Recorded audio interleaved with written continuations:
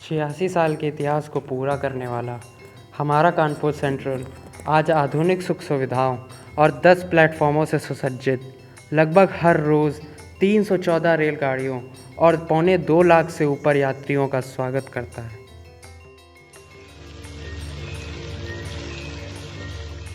मौसम के रंग बदलने पर यहाँ से कुछ ही दूर दोस्तों का पसंदीदा अड्डा बन जाने वाला 621 मीटर लंबा लवकुश बैराज गंगा बैराज के नाम से अपनी खूबसूरती को बिखेरता है।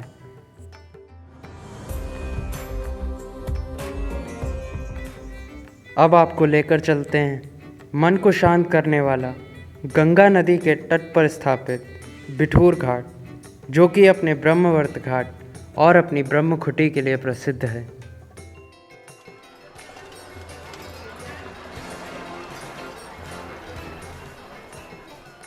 अब चलते हैं एक ऐसे अम्यूज़मेंट पार्क में जो कि 25 एकड़ की ज़मीन में फैला हुआ है। जी हाँ, हम बात कर रहे हैं कानपुर के शानदार और मनोरंजक अम्यूज़मेंट पार्क ब्लू वर्ल्ड, जो कि गर्मियों में लोगों की पसंदीदा जगह है।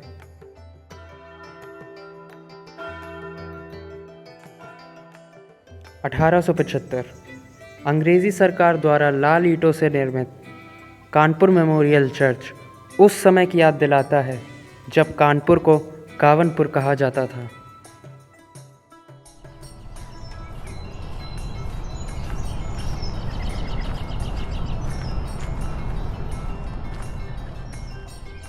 यहीं बिठूर के पास अनेक ऐतिहासिक धरोहरों से भरे कस्बे में बना है कानपुर का international society of Krishna consciousness यानी स्कॉन टेम्पल, जहां राधा संग मोहन विराजते हैं, जिनके दर्शन के लिए देश से ही नहीं बल्कि विदेशों से भी लोग आते हैं। जन्माष्टमी के दिन कानपुर तो क्या, दुनिया भर के इस्कॉन मंदिरों को दुल्हन की तरह सजाया जाता है।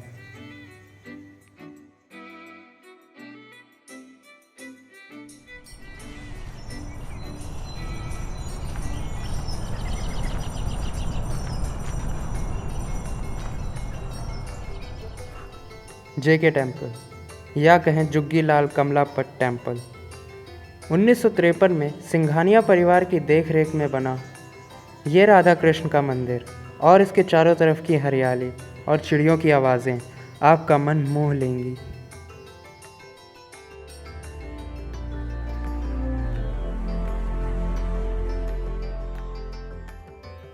नाना राव पार्क, जिसे कंपनी बाग भी कहा जाता था, ब्रिटिश शासन काल में इसे मेमोरियल वेल कहा जाता था, क्योंकि 1857 के स्वतंत्रता युद्ध के समय नाना साहिब के नेतृत्व में भारतीय स्वतंत्रता सेनानियों ने लगभग 200 ब्रिटिश महिलाओं और बच्चों को इस कुएं में डाल दिया था। वह इमारत जिसमें नरसंहार हुआ उसे बीबी घर कहा जाता था।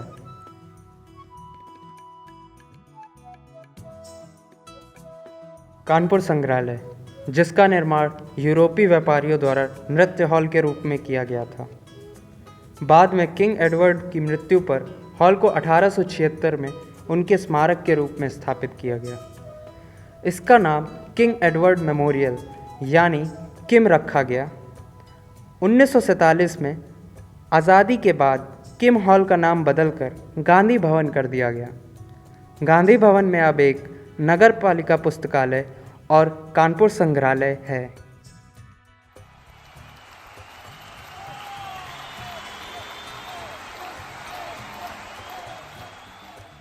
अब चलते हैं गंगा नदी के किनारे 1945 में बना कानपुर का एकमात्र अंतर्राष्ट्रीय क्रिकेट स्टेडियम ग्रीन पार्क, जिसे मोदी स्टेडियम भी कहते हैं, और जहां एक साथ 1,25,000 लोगों ने राष्ट्रगान गाकर इसे इतिहास के पन्नों में अमर कर दिया।